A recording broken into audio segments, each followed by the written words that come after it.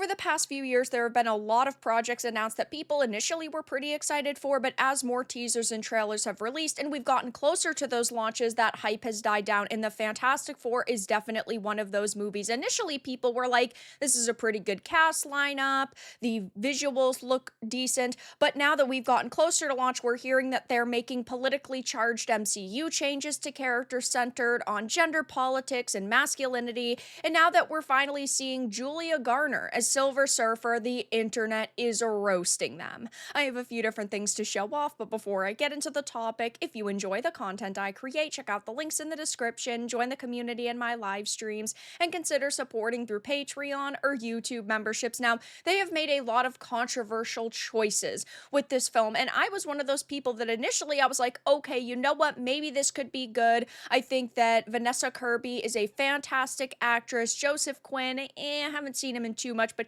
he was all right. Pedro Pascal is super overused in Hollywood at this point, but I thought to myself, if the visuals can come together and it's at least a good story with the years of bad MCU content that we've gotten, except for the very few films that were kind of light in the darkness, this could have been okay. And then we had heard the rumors that they were going to be gender swapping Silver Surfer. And most recently, we heard about all of these politically charged MCU changes. Now, the MCU has been in a state of disaster for a very long time. So I think that we all knew better than to get super hyped for this. But now we even have the mainstream media damage controlling for Disney yet again. Really, no shocker there. So I had done a previous video on this. It will be linked down below, but we heard back on April 11th, so only a week ago, that they were going to be shifting their storytelling focus to be on things like identity politics.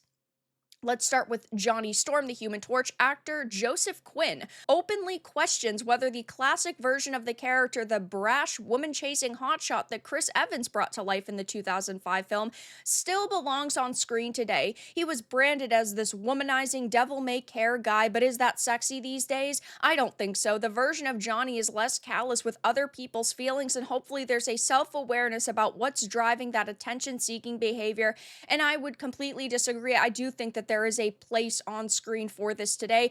I think that womanizing badass characters can still be seen as very sexy by female audiences, but I think that by male audiences, having a cooler womanizing character is better than having a lame soy boy. So I think that they definitely didn't understand kind of the characters that they were working with here.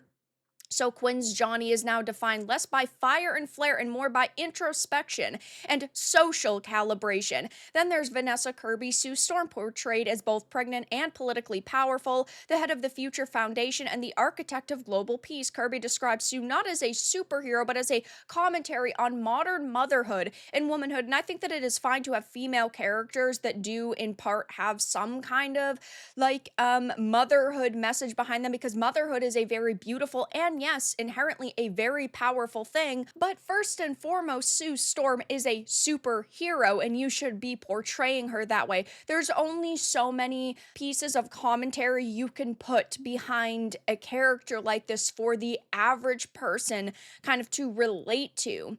And, well, unfortunately, the implication is clear. The Sue of old isn't acceptable anymore. Today, she must embody everything at once: a maternal figure, a political leader, a complex emotional being, and an empowered icon. This is one of the clearest Fantastic Four political MCU changes, defining the team's new modern audience direction, which of course is very disappointing to me. I love Sue Storm. I wanted this movie to come out and be good, but at the end of the day, I don't think any of us really expected them to do their best with a movie like this, because it's been years since we have gotten consistently good content. Reed Richards, played by, of course, Pedro Pascal, is reimagined not only as the MCU's smartest man, which is such a slap in the face to Tony Stark, but as a utopian visionary building a new society along Sue. And now we're getting our kind of first look at Julia Garner. Now, this was always a controversial decision to cast her and kind of go for the female Silver Surfer. Now, she's playing Shala Ball, who first appeared in the '68 Silver Surfer #1. everyone. She was Norin Rad's first love, and he,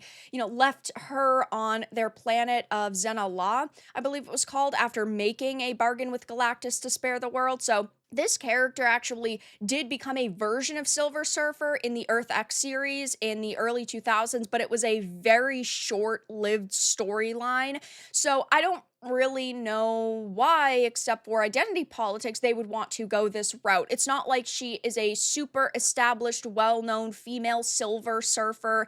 It's not like this Shala Ball is going to be, someone everybody is going to recognize. I mean, of course, it's Silver Surfer, but now she's just a chick. And of course, there are a lot of people who disagree with this take, who say that, this was just the complete wrong direction to go. And instead of allowing people to discuss this, discussing films, who of course is now damage controlling for the mainstream media, is silencing people. Now, taking a look at the hidden replies, we're just talking about people saying they don't like this decision. Marvel's going to have a problem. Female Surfer doesn't work. This movie might fail. I think I speak for everyone when I say this is not our Silver Surfer. Oh my god, why must they ruin everything with woke? We are not talking about overtly racist or sexist or bigoted comments here. We're not talking about them personally attacking the actress or, attacking the writers. We're just talking about people going, this looks stupid, and then them hiding these responses. That's absolutely terrible.